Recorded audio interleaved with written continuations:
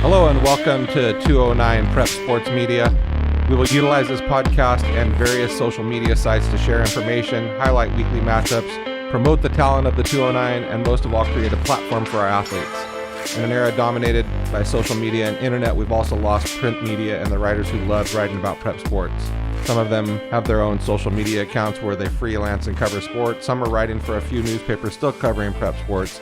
And we hope to have some of these writers on as weekly guests to share their insights, thoughts, and ideals about the various hot topics of the week. Hello and welcome back to 209 Prep Sports. In the studio with Scott Bryant, and we're joined on the phone by a friend of the show, Frost Van Houten, right? Am I correct there? Frost Van Houten, yes sir. Frost Van Houten. So Frost, why don't you give us a little background about yourself and where you come from and what kind of where we're going from there.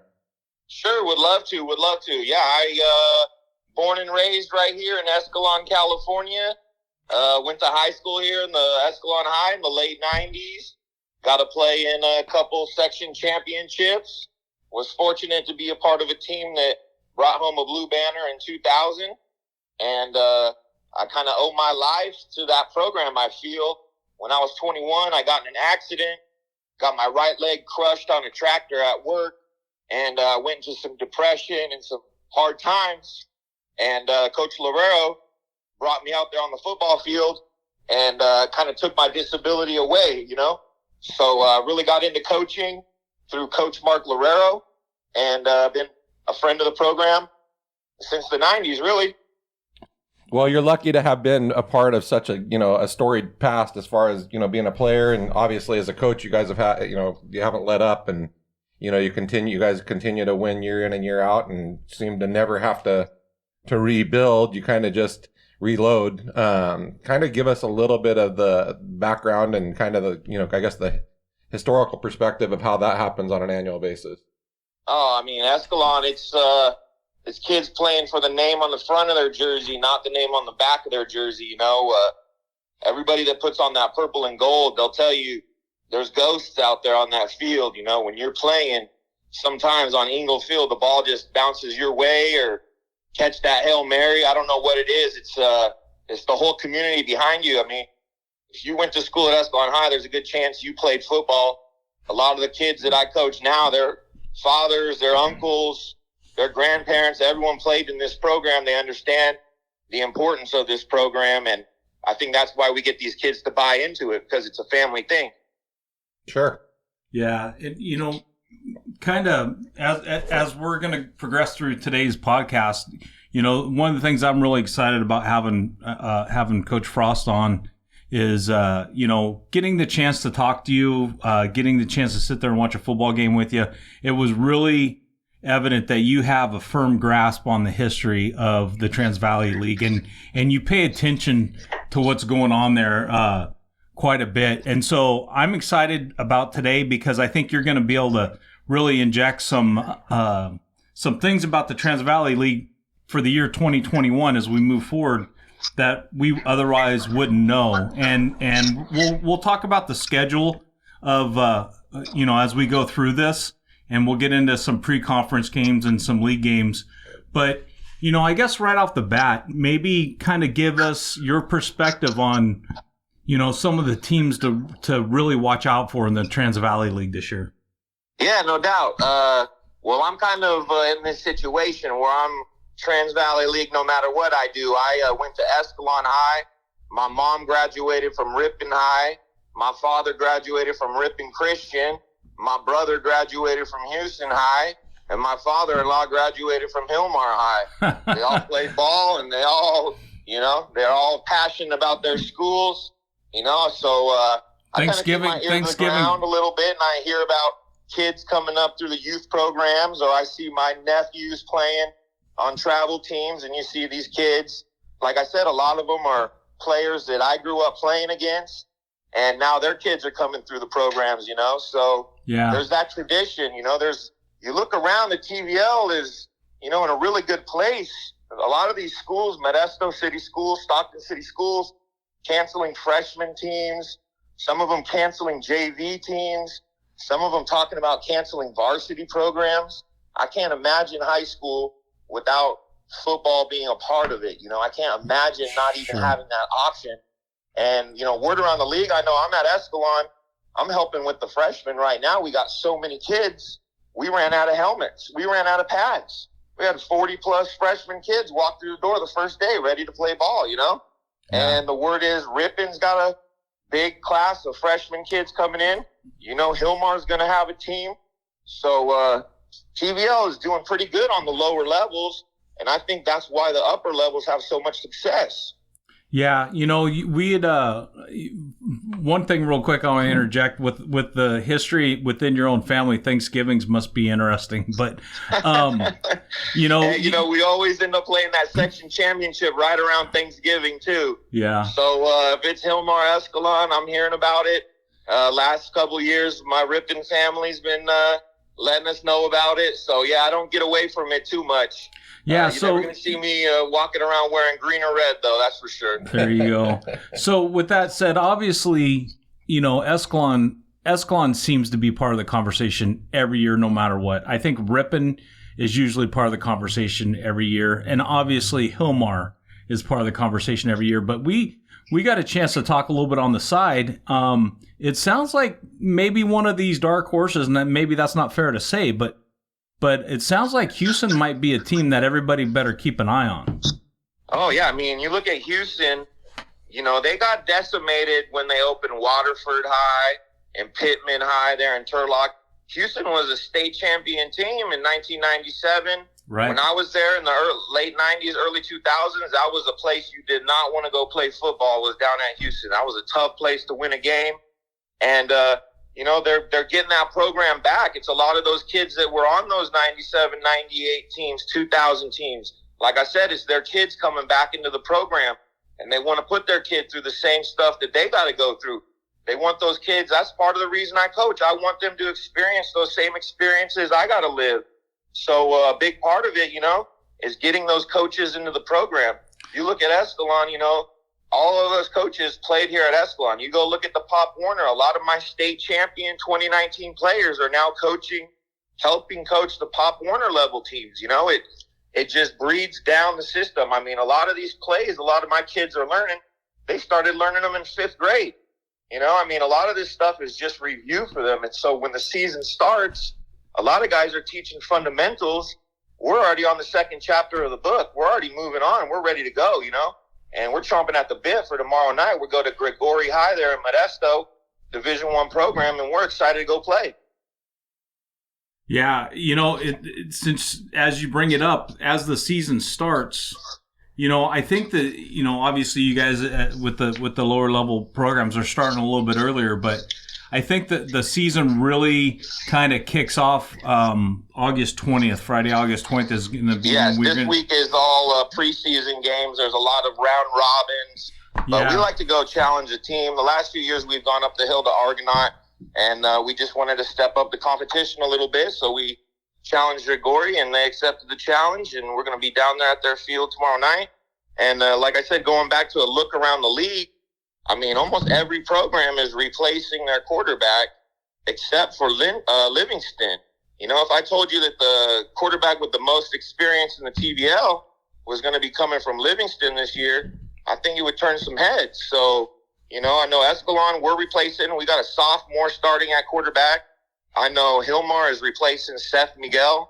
What an athlete Seth Miguel was. Yeah, he was one of the best. And Houston's replacing, I believe it was Meyer. Aiden Meyer was the quarterback. I mean, these were guys that Ty Harris from Escalon, these guys got gypped out of that senior season. And, you know, those were going to be some really, really competitive TVL games that we were talking about, you know, that we missed out on last year. And that spring season, it was nice to have that, but it was kind of just a little glimmer in the wind, really, because a lot of it was pickup games, man. There wasn't a whole lot of practice time.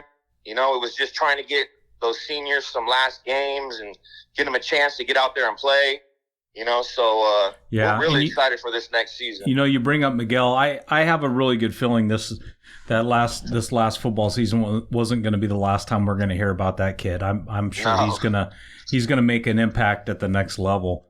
But when we get to Friday, August 20th, the TVL is going to open up with this schedule, and we've got Linden traveling to Escalon. Hilmar's going to be a good one. Yeah, Hilmar at Patterson, another really good one. Yes. Sierra at Houston, and anybody that's listened to this podcast in the past knows that we talk about Sierra quite often because they've really developed a great program there. So that Sierra Houston game might be kind of, one to really keep an eye on as we, consider Houston being a player in the top of the league. And then we've got Livingston at LeGrand. Modesto Christian's going to travel to Forest Hill. East Union at Ripon, another non-league matchup that could be a good one. East Union's always athletic, man. Very athletic. Yeah, East Union's really turned things around in recent years, so that could be a battle for Ripon. Yeah, and you mentioned Sierra there. That's Ripon's old coach Johnson, man. Yeah. So he knows Houston very well. I'm sure he scheduled that game on purpose because he knew it was going to be a competitive game. Sure. I mean, really, TVL teams, they're looking to schedule up in the preseason because we know if you come out of that league first, second, third place, you're going to get a nice playoff berth. That's right. So, it's let's schedule up. I mean, on Escalon State Championship run there, they went to Downey High in Modesto on their homecoming and ran the clock on them. I mean, we went up 35. They had to start running the clock in the third quarter. So, I mean, Escalon, they're hungry. They want these games. Hilmar wants these games. Houston wants these games. We saw Houston in the spring. They wanted Kimball. They got a shot at a bigger school. They went down there and they handled it. So, yeah, I mean, it's a really it's an all-around league thing. I think the league feeds on itself, and it makes everyone better. And you see a lot of these kids now through the huddle. They're all friends, man.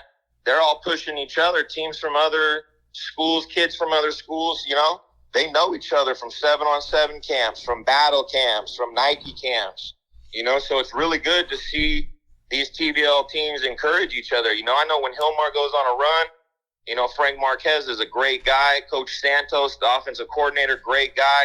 I hope they win state when they made a run. I think they got gypped out of a chance at state last year, Yeah, they were loaded as an last Escalon year. guy, you hate to say that.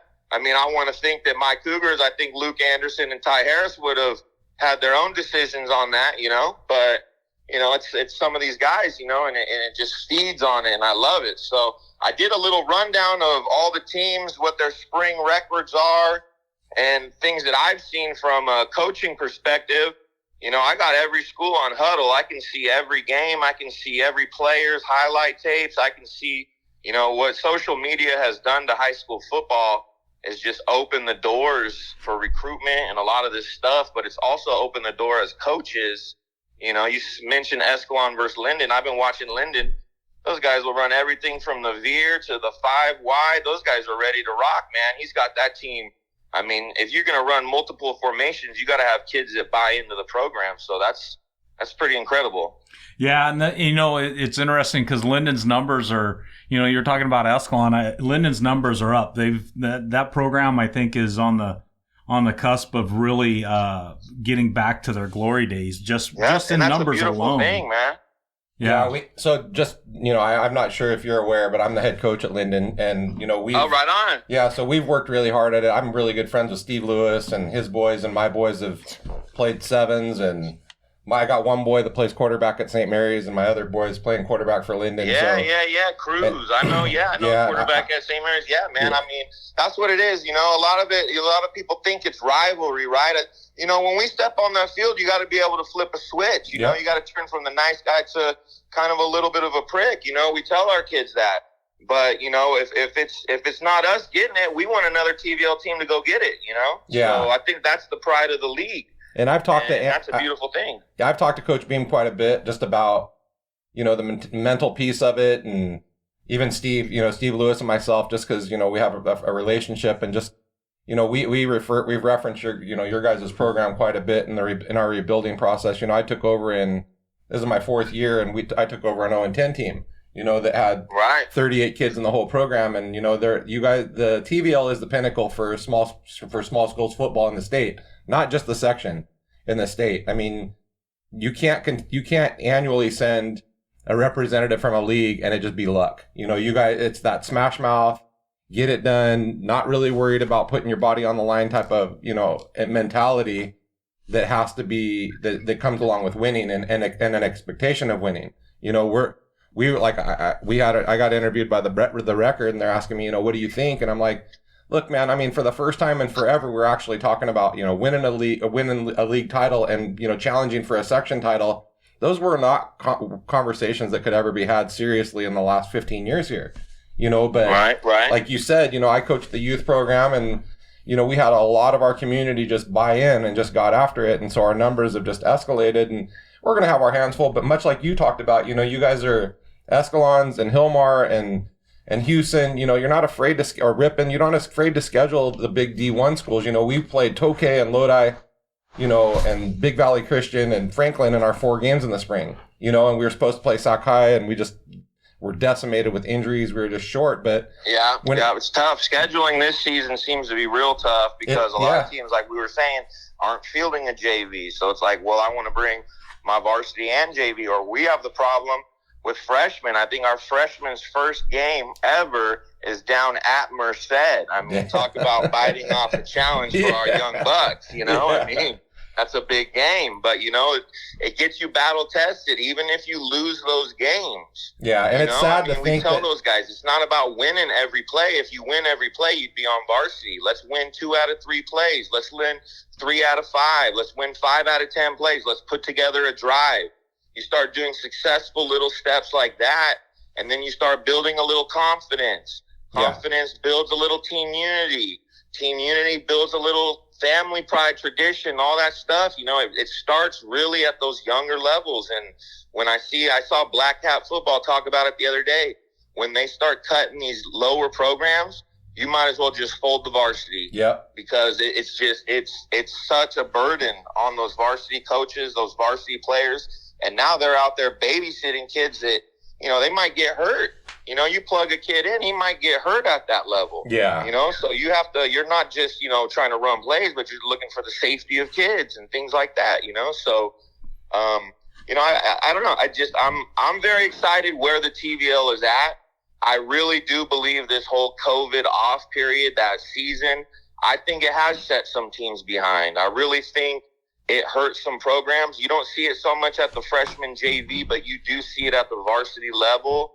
You know, the practices aren't as crisp. You know, they haven't been playing for 2 years. Yeah. Well, and you have like the Bret Hart, you know, Bret Hart's high school program. They don't have a varsity team this year, you know? Yeah, I believe our freshmen are going up there to play their juniors. Yeah, I set him up with Andrew because, you know, I've been working with Kelly Osborne up there, just trying to help him out to get some games. Get them some games, man, right? I mean, how unfortunate it is for those kids, man. Yeah. It breaks my heart. Yeah.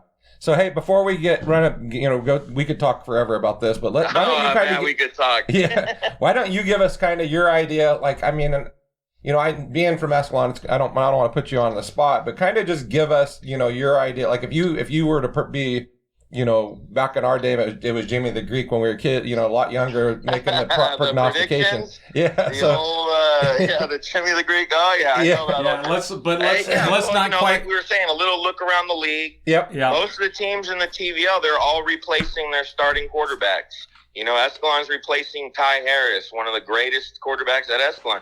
You know, Hillmar's replacing Seth Miguel.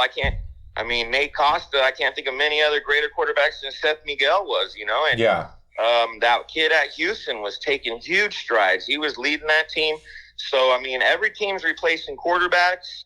Hillmar went 4-1 in that little spring league. They beat Merced, and I believe they lost to Buac by like 1 point. Like I said, they got a new quarterback, but they are bringing back some very good wide receivers. They got this speed kid, Ireland. He is fast. And they got a kid, Taylor. He's a receiver / defensive end. He's like 6'6", 220. He's a big boy. Yeah. And I'm sure Coach Santos is excited to mix him into the offense. You got one of those too. It's just about gelling with that quarterback. You guys got one of those 6'6" kids too, don't you? I think every we got a couple big bodies. I would say our best couple athletes we have. We got EJ Lewis at tight end and defensive end. You know, he's a big body. He plays in a lot of those 7-on-7 battle camps. A lot of those kids. Logan Anderson. Matthew Baptista. You know, we got a lot of young guys starting Escalon. It's the first time I can remember in the history of Escalon, and I've been in it since the 90s, where we brought up a freshman to start the season. Nice. We brought up that E.J. Lewis, the senior. We brought up his little brother, Ryan. And you put the pads on, they look like twins. Yeah. So well, their dad's a house. That kid's their got dad's a house. He gets a few touchdowns or a few sacks this year. He's going to get a few letters in the mail. And so Escalon, I mean, but they're replacing quarterback too. We got Rosavink in there. He's a sophomore. I believe all in all, Escalon's got 5 sophomores, 1 freshman on varsity starting right now. So it's a young kind of rebuilding thing. I know Houston is replacing their quarterback. This Quinteros kid, though, that was the JV quarterback, he's the real deal. And I know Houston's, the last time we had a full season, Houston's JV freshman won that league. Yeah. So Houston's lower level is on the up and up. And Houston's got 2 great running backs, man. They got this Lopez kid. He's a speed threat. And they got this other kid, Nutcher. I hope I didn't ruin his name. I think it's Nutcher or Nurture. All I know is he's number 33, 34. He is a horse, man. He is a big boy, and he is going to go get 3 yards anytime he wants 3 yards. So yeah.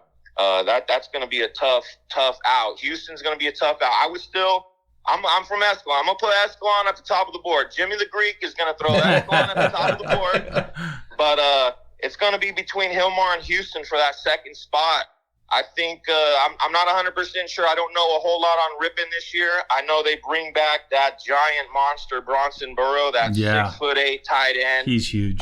Coach Scott, you got Scott. You got to see him there in that Escalon Ripon game, man. He's a monster. He's D1 all the way. I think just from our conversation here and some in the past, I think it's a rule in the TVL that you have to have a kid on the field that's at least 6'6" in order to qualify for a game, because it seems like every team. You get into a 2-point conversion situation. Oh, you can't stop this guy. Yeah, for sure. Just throw the ball up in the air. Even my defensive backs who are great, that's a mismatch. Yeah. So for sure. But I think Ripon's going to be in the mix. Their offense and defensive line is going to be physical.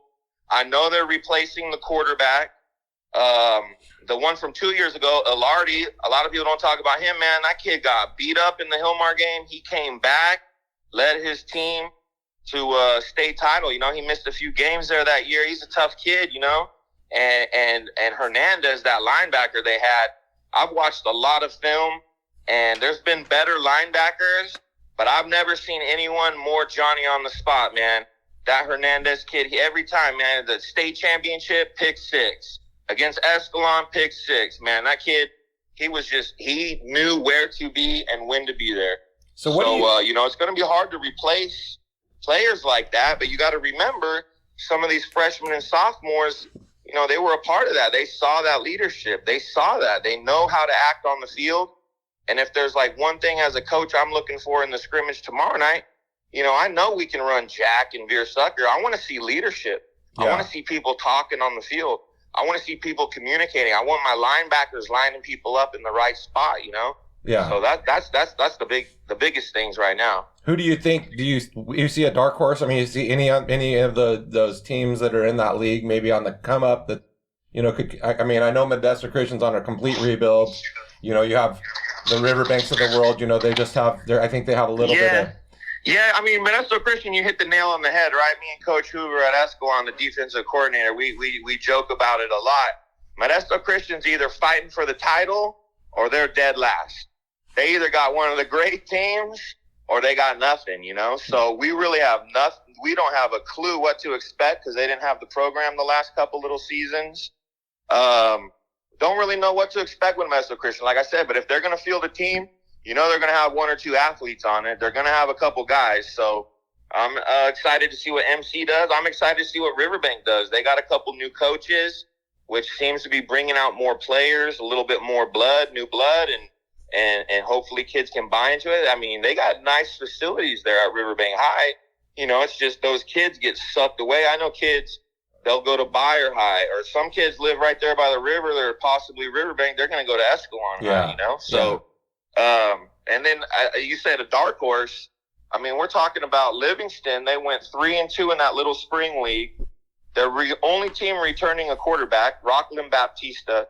And how I know this Baptista kid, his very first start was his freshman year. He started versus Escalon. And he went out there, and I'm telling you, he turned some heads, man, as a freshman. And the last 2 years have really robbed this kid of getting that game experience. But I know he's been putting in the work. Let's just see if it shows results on the field. But I'm expecting Livingston to make the playoffs for sure. Yeah. They're going to be a playoff team. But will they take one of the big three out?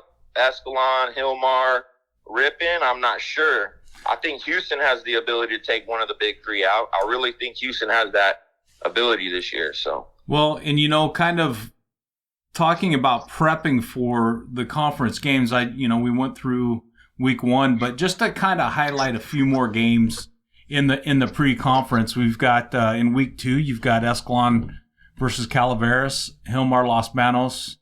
Ripon Sonora is going to be a good one. Week 3, you've got hopefully Escalon gets some good film from Ripon because Escalon's going to be playing Sonora. Yeah. Modesto. So Hillmar's not backing away from playing the big schools, so they're going to be playing. Hillmar's going to be playing Modesto. Argonaut's going to travel to Houston, which I think, Argonaut's another one of those teams that year in and year out is kind of use your terminology is going to be a tough out. So that's going to be a challenge for Houston. We've got Amador is going to be playing Livingston. Amador's going through some new coaches, and then skipping along to week 4. I think a game that if people are available, I think is going to be one of the top pre-conference games. Is going to be Escalon Kimball. That quarterback from Kimball is the real deal. He's Coronado. Coronado. Yep. Yeah. Offensively, Kimball is extremely strong. And then Sonora, they're not backing away from anybody. They're 3 weeks in a row. They're taking on TVL. They're going to be playing Hillmar. That should be another great game. Houston, Somerville. Well, that's an interesting matchup, just kind of down the hill from each other. And then you've got, in a couple of games, you've got a team that I think is kind of a neat program. In week 3, you've got Delta's going to be playing Riverbank from Clarksburg, and then the following week they're going to be playing against Modesto Christian. And what a lot of people probably don't know about Delta High School in Clarksburg, which is just south of the Pocket area there in Sacramento out in the Delta, is in 1977 they were the section champions, and there were 4 players that go on to play in the NFL, and 2 players played in the Super Bowl. So there was a lot of history there. But I think they're struggling in recent years to have a viable program. But those are some of the highlighted. And then Calaveras Ripon, I think, is going to be a good matchup. You mentioned Sonora. Those guys are crazy. They're playing Ripon, Escalon, Hillmar 3 weeks in a row, I believe, in preseason. That guy's ready. But, there's no greater place to play a game. We go up the hill this year. The Sonora fans are awesome. The band is incredible. The field, the setting, the environment. We're just praying that there's no wildfires, all that stuff, because we really want to get up the hill for that game. And I believe Calaveras actually just put a little money into their stadium and refurbished and redid the field. And that field had a lot of wear and tear the last few years. I mean, Escalon guys would go up there, they'd be bruised, scraped arms for the whole season on that turf, man. That was like playing on concrete up there, boy. Yeah, I think they were. You mentioned Kimball, though. They come to Escalon, and I'm talking to the groundskeepers around Escalon. They're already growing out the grass for that one, man, because try to slow it down. So much speed on the field for that game. My goodness. Yeah, Nick and Willie Clifton, they're a good little combo, and they got a couple other guys that can get after it a little bit. But before we cut you loose, and hopefully you can come back, regularly and kind of just revisit this. But we've talked about the teams. We've talked about what the expectations are. Who can you give us? 5 or 6 other names in the league that you think are just going to be, people that we definitely people need to keep an eye on. Well, for sure, I was mentioning that quarterback from Livingston, Rockland Baptista. Nobody really knows too much about this kid, but I've seen him with my own eyes, and I'm telling you, he's real deal athlete, man. It's about getting that supporting cast around him. Is he going to be running for his life? or is he going to have time to actually make some of these throws that he's been working on?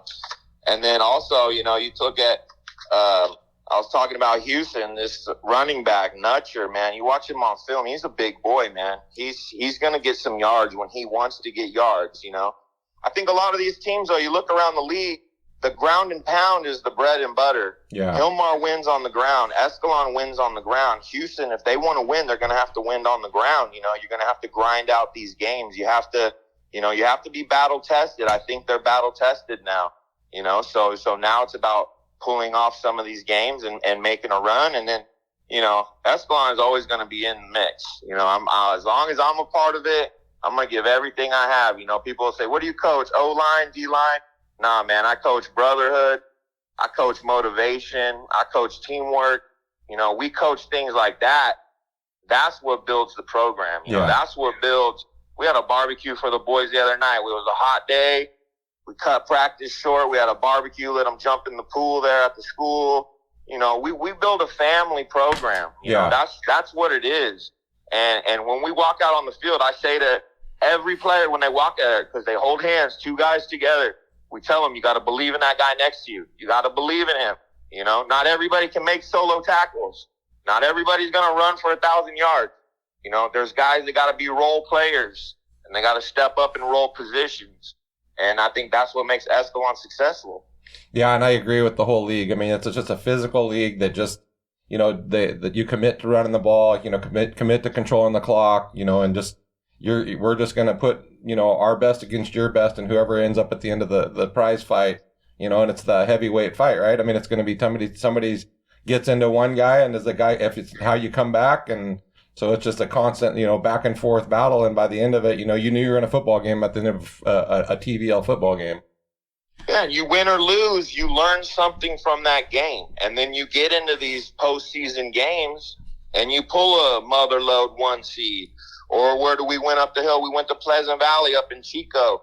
Man, we watched those guys on film in that NorCal game. They looked real good, right? But when you step on that field, man, and we got 11 guys that are hungry and ready to go, not everybody's got 11 dogs ready to fight. Yeah. And, that's what it comes down to, is having not just the studs ready to go, not just my horses in the backfield in the stable ready to go. I got to have everybody ready to go. When we're on defense, it's not 11 guys out there yelling pass on a pass play. My whole sideline screaming pass, Yeah. We're in the game. Well, hey, Coach Frost, we appreciate you having you on the show. We're gonna have you on more throughout the season, maybe just to do some quick recaps of how the Trans Valley League's going, and we really appreciate your insight and the things that and for sure, we're gonna get out and see Escalon play this year, but I'm excited to see some of these other programs and some of these players that you brought up. But hey, thanks a lot for being on the show. We appreciate you being here. Of course, man. Of course. Always a pleasure, man. Huge fan of the show. I love when you guys interview coaches around the league. It gives a little perspective on different thoughts, ideas. It's always the same mentality, but it's different processes of how to get there. And, I really do appreciate you guys having me on and let me share my experience. Thank you much. Thanks, Coach. We'll talk to you soon. All right, guys. Have a great day. All right. You too. Bye. So as we got into the next piece of this whole thing, we really want to thank Coach Frost for being out here. It's a lot for guys to take that was basically 35 minutes of his day to kind of give us a rundown. And the best part of it is he has a firsthand knowledge of some of these players. A lot of for us is tracking it through statistics or so what we've decided is just to rely on the community. Try to get some people who have some have an affinity for the league or the program or what have you, and they can be our eyes on the field and, kind of give us some insider perspective. And that way, when we're broadcasting or we're putting a show out here for people to, talk about the local area prep sports or football, there's something behind it, and it's just not a bunch of lip service. Yeah. Hey, with that, I'm just going to run down the rest of the TVL schedule. I know people can find this on the transvalleyleague.org. But we talked about the preseason games, getting into the conference. I think every week of the conference, there are games that have an impact on not only the conference championship, but for playoffs as well. Week 5, which is actually week 1 for the TVL, is going to be Houston at Escalon, Livingston at Hillmar, Ripon at Modesto Christian. Riverbank has the bye. But that Escalon-Houston game, that's going to be a battle. That's one that if I can have my butt in the stands for that one, I'm going to be there. Week 6, we've got Modesto Christian at Riverbank, Hillmar at Ripon, Houston at Livingston, and Escalon has the bye. Week 7, Hillmar at Escalon, Modesto Christian at Houston, Riverbank at Ripon, Livingston has the bye. Week 8, Escalon's at Modesto Christian, Riverbank's at Houston, Ripon's at Livingston, Hillmar with the bye. Week 9, Escalon at Riverbank, Livingston at Modesto Christian, Houston at Hillmar, and Ripon with the bye. Week 10, Ripon at Escalon. That seems to always be maybe one of the most attended rivalry games in our area. Riverbank at Houston, Modesto Christian at Hillmar, Houston with the bye, and then rounding out the end of the season, Livingston with that returning quarterback is going to be playing at Escalon, Houston at Ripon, Hillmar at Riverbank, and Modesto Christian with the bye. So, if you want us to talk to coaches, cover games, please reach out. We want to go where people want us to go, and cover some of these football games in person if we can. Get some coaching interviews, maybe some player interviews. Get to see some of these fantastic players firsthand. But really, like Chris was saying, we really rely a lot on the input that we hear from people that listen to the show. So please reach out and let us know.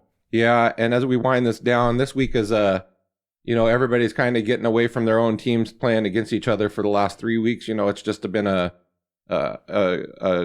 offense against defense, inter team type of playing, scrimmaging, drills and all that. And now everybody gets to kind of do their own thing. So I know a lot of people are opening tomorrow night, and I know Escalon goes to Grigori. St. Mary's has Christian Brothers coming in, and a lot of people are playing on Saturday.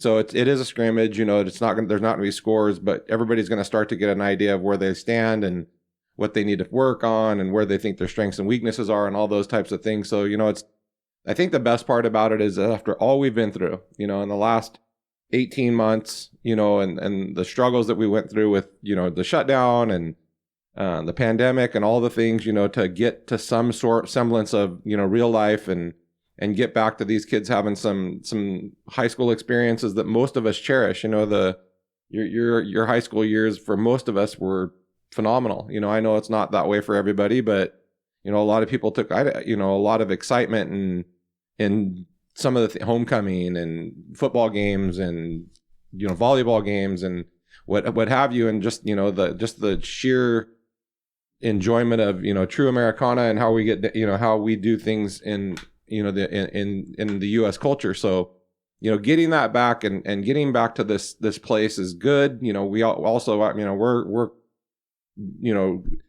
very aware of the current situation with the rising numbers, and this could be a situation where we get limited fans throughout the season at some point, or maybe some type testing is probably going to be brought back into play at some point. Or who knows?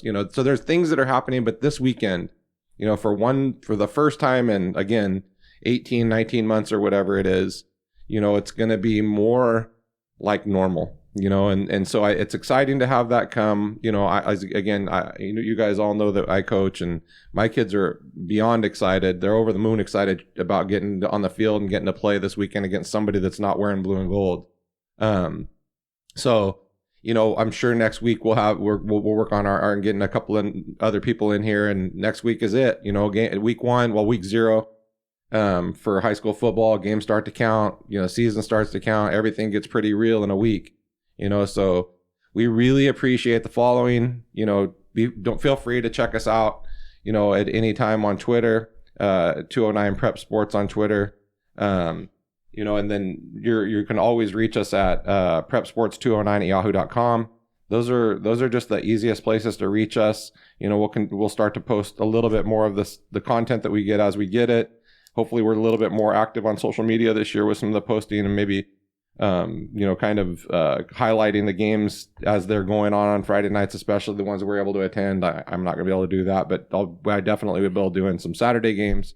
So I think really what we need to do is assign you to week 1 game. That should be going. The Escalon-Linden game, you'd be able to give us some pretty good perspective in that week's podcast of, both pre and post game. Yeah. So again, at the end of all of it, we just really want to thank everybody for following us. We want to thank everybody for encouraging us, and Coach Frost, and everybody that we've interviewed through over this last year that we've decided this was the thing we wanted to get into. It's been great, and the more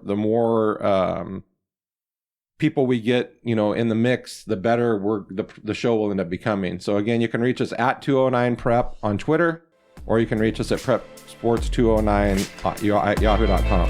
Thank you, everybody, and we'll talk to you next week.